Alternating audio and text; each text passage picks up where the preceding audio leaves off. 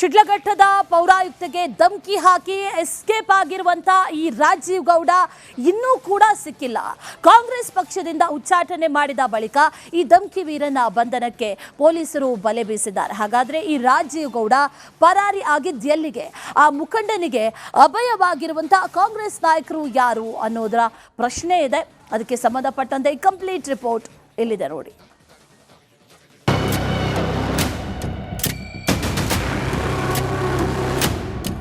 ಧಮಕಿ ವೀರ ಕಾಂಗ್ರೆಸ್ ಮುಖಂಡ ನಾಪತ್ತೆಯಾಗಿ ಬರೋಬ್ಬರಿ 11 ದಿನ ಕಳೆದು ಹೋಯಿತು. ಒಂದೆಡೆ ಜಾಮೀನು ಅರ್ಜಿ ವಜಾ ಆದರೆ ಮತ್ತೊಂದು ಕಡೆಗೆ ಕಾಂಗ್ರೆಸ್ ನಾಯಕರು ಅಮಾನತು ಮಾಡಿ ಕೈ ತೊಳೆದುಕೊಂಡಿದೆ. ಆದರೆ ಪರಾರಿ ವೀರ ಜಾಲಿಯಾಗಿದ್ರೆ ಪೊಲೀಸರು ಖಾಲಿಯಾಗಿದ್ದಾರೆ. ರಾಜೀವ್ ಗೌಡಗೆ ಕೈ ನಾಯಕರಿಂದಲೇ ಅಭಯ. ಚೆನ್ನೈಗೆ ಪರಾರಿಯಾದ್ನ ಧಮಕಿ ವೀರ. ರಾಜೀವ್ ಗೌಡ ಸರ್ಕಾರಿ ಅಧಿಕಾರಿಯ ಕೆಲಸಕ್ಕೆ ಅಡ್ಡಿಪಡಿಸಿ ಅಧಿಕಾರಿಗೆ ಜೀವ ಬೆದರಿಕೆ ಹಾಕಿ ಶಾಂತಿ ಭಂಗಕ್ಕೆ ಪ್ರಚೋದನೆ ನೀಡಿದ್ದಾರೆ ಅಂತ ಕೇಸ್ ಜಡಿಯಲಾಗಿದೆ. ದೂರು ದಾಖಲಾಗ್ತಾ ಇದ್ದಂತೆ ಧಮಕಿ ವೀರ ಚೆನ್ನೈಗೆ ಪರಾರಿಯಾದ್ನ ಅನ್ನೋ ಅನುಮಾನ ಕೂಡ ಹುಟ್ಟಿಕೊಂಡಿದೆ. ಯಾಕಂದ್ರೆ ಹೊಸೂರು ಭಾಗದಲ್ಲಿ ರಾಜೀವ್ ಗೌಡನ ಮೊಬೈಲ್ ಲಾಸ್ಟ್ ಲೊಕೇಶನ್ ಪತ್ತೆಯಾಗಿದೆ. ಹೀಗಾಗಿ ಸಂಬಂಧಿಕರ ಕಾರಿನಲ್ಲಿ ಚೆನ್ನೈಗೆ ಪರಾರಿಯಾಗಿರುವ ಶಂಕೆ ವ್ಯಕ್ತವಾಗಿದೆ. ರಾಜೀವ್ ಗೌಡ ಪರಾರಿ ಹಿಂದಿನ ರಹಸ್ಯ ಬಯಲು.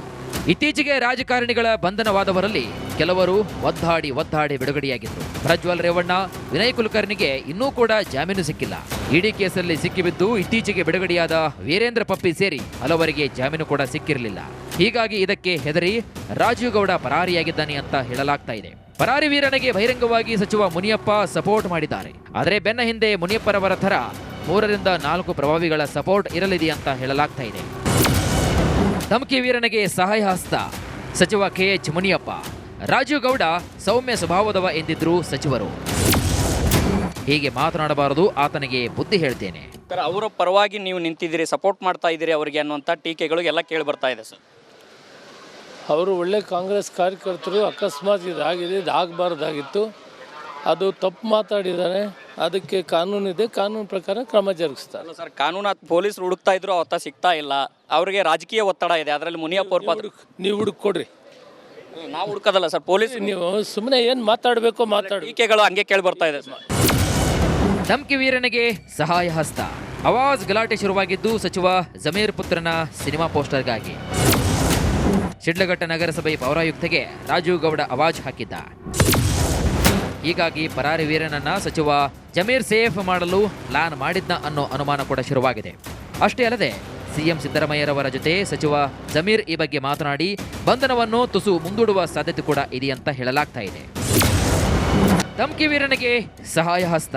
ಮತ್ತೊಂದು ಕಡೆಗೆ ರಾಜೀವ್ ಬೆಂಬಲಕ್ಕೆ ತಮ್ಮ ಒಕ್ಕಲಿಗ ಸಮುದಾಯದ ನಾಯಕ DKಶಿ ಕೃಪಾಕಟಾಕ್ಷ ಇದೆಯಂತ ಹೇಳಲಾಗ್ತಾ ಇದೆ.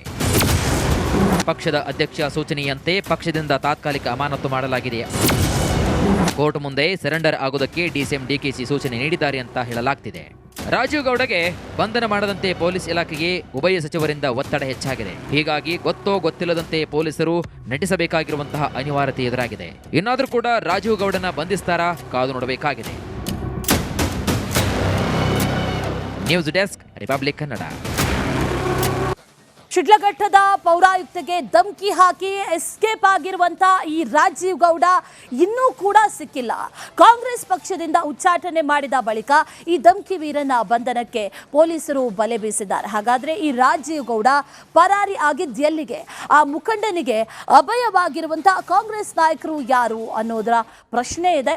ಅದಕ್ಕೆ ಸಂಬಂಧಪಟ್ಟಂತೆ ಕಂಪ್ಲೀಟ್ ರಿಪೋರ್ಟ್ ಇಲ್ಲಿದೆ ನೋಡಿ.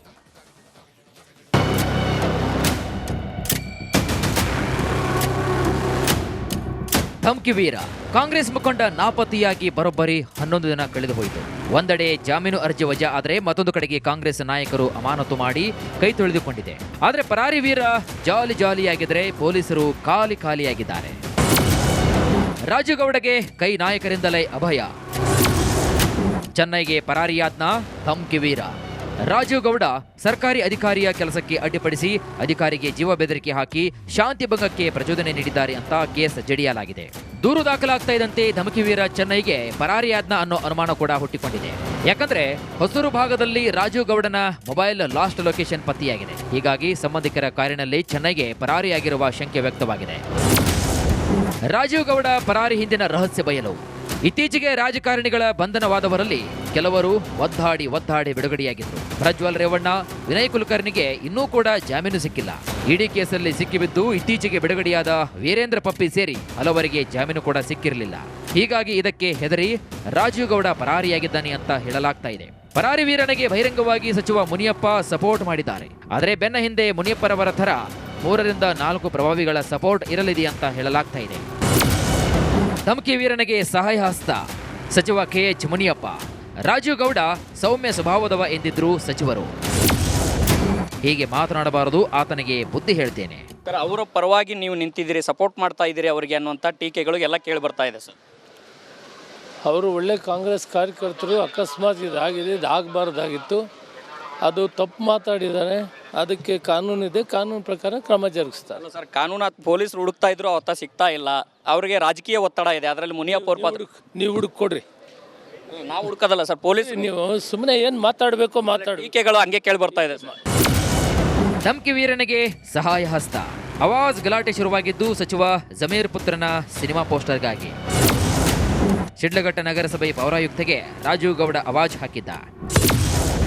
ಹೀಗಾಗಿ ಪರಾರಿ ವೀರನನ್ನ ಸಚಿವ ಜಮೀರ್ ಸೇಫ್ ಮಾಡಲು ಪ್ಲಾನ್ ಮಾಡಿದ್ನ ಅನ್ನೋ ಅನುಮಾನ ಕೂಡ ಶುರುವಾಗಿದೆ. ಅಷ್ಟೇ ಅಲ್ಲದೆ ಸಿಎಂ ಸಿದ್ದರಾಮಯ್ಯರವರ ಜೊತೆ ಸಚಿವ ಜಮೀರ್ ಈ ಬಗ್ಗೆ ಮಾತನಾಡಿ ಬಂಧನವನ್ನು ತುಸು ಮುಂದೂಡುವ ಸಾಧ್ಯತೆ ಕೂಡ ಇದೆಯಂತ ಹೇಳಲಾಗ್ತಾ ಇದೆ.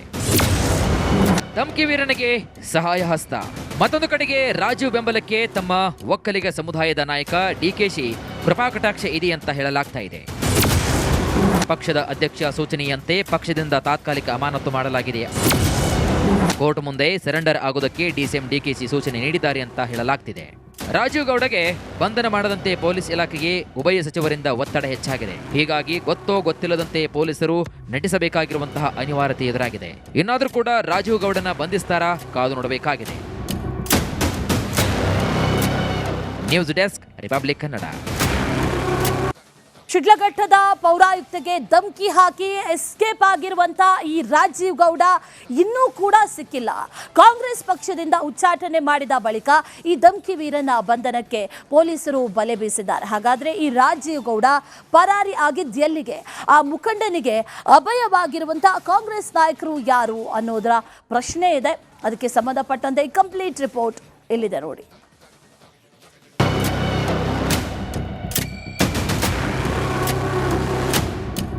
ಧಮ್ಕಿ ವೀರ ಕಾಂಗ್ರೆಸ್ ಮುಖಂಡ ನಾಪತ್ತೆಯಾಗಿ ಬರೋಬ್ಬರಿ 11 ದಿನ ಕಳೆದು ಹೋಯಿತು. ಒಂದೆಡೆ ಜಾಮೀನು ಅರ್ಜಿ ವಜಾ ಆದರೆ ಮತ್ತೊಂದು ಕಡೆಗೆ ಕಾಂಗ್ರೆಸ್ ನಾಯಕರು ಅಮಾನತು ಮಾಡಿ ಕೈ ತೊಳೆದುಕೊಂಡಿದೆ. ಆದರೆ ಪರಾರಿ ವೀರ ಜಾಲಿಯಾಗಿದ್ರೆ ಪೊಲೀಸರು ಖಾಲಿಯಾಗಿದ್ದಾರೆ. ರಾಜೀವ್ ಗೌಡಗೆ ಕೈ ನಾಯಕರಿಂದಲೇ ಅಭಯ. ಚೆನ್ನೈಗೆ ಪರಾರಿಯಾದ್ನ ಧಮ್ಕಿ ವೀರ. ರಾಜೀವ್ ಗೌಡ ಸರ್ಕಾರಿ ಅಧಿಕಾರಿಯ ಕೆಲಸಕ್ಕೆ ಅಡ್ಡಿಪಡಿಸಿ ಅಧಿಕಾರಿಗೆ ಜೀವ ಬೆದರಿಕೆ ಹಾಕಿ ಶಾಂತಿ ಭಂಗಕ್ಕೆ ಪ್ರಚೋದನೆ ನೀಡಿದ್ದಾರೆ ಅಂತ ಕೇಸ್ ಜಡಿಯಲಾಗಿದೆ. ದೂರು ದಾಖಲಾಗ್ತಾ ಇದ್ದಂತೆ ಧಮ್ಕಿ ವೀರ ಚೆನ್ನೈಗೆ ಪರಾರಿಯಾದ್ನ ಅನ್ನೋ ಅನುಮಾನ ಕೂಡ ಹುಟ್ಟಿಕೊಂಡಿದೆ. ಯಾಕಂದ್ರೆ ಹೊಸೂರು ಭಾಗದಲ್ಲಿ ರಾಜೀವ್ ಗೌಡನ ಮೊಬೈಲ್ ಲಾಸ್ಟ್ ಲೊಕೇಶನ್ ಪತ್ತೆಯಾಗಿದೆ. ಹೀಗಾಗಿ ಸಂಬಂಧಿಕರ ಕಾರಿನಲ್ಲಿ ಚೆನ್ನೈಗೆ ಪರಾರಿಯಾಗಿರುವ ಶಂಕೆ ವ್ಯಕ್ತವಾಗಿದೆ. ರಾಜೀವ್ ಗೌಡ ಪರಾರಿ ಹಿಂದಿನ ರಹಸ್ಯ ಬಯಲು. ಇತ್ತೀಚೆಗೆ ರಾಜಕಾರಣಿಗಳ ಬಂಧನವಾದವರಲ್ಲಿ ಕೆಲವರು ಒದ್ದಾಡಿ ಬಿಡುಗಡೆಯಾಗಿದ್ರು. ಪ್ರಜ್ವಲ್ ರೇವಣ್ಣ, ವಿನಯ್ ಕುಲಕರ್ಣಿಗೆ ಇನ್ನೂ ಕೂಡ ಜಾಮೀನು ಸಿಕ್ಕಿಲ್ಲ. ಇಡಿ ಕೇಸಲ್ಲಿ ಸಿಕ್ಕಿಬಿದ್ದು ಇತ್ತೀಚೆಗೆ ಬಿಡುಗಡೆಯಾದ ವೀರೇಂದ್ರ ಪಪ್ಪಿ ಸೇರಿ ಹಲವರಿಗೆ ಜಾಮೀನು ಕೂಡ ಸಿಕ್ಕಿರಲಿಲ್ಲ.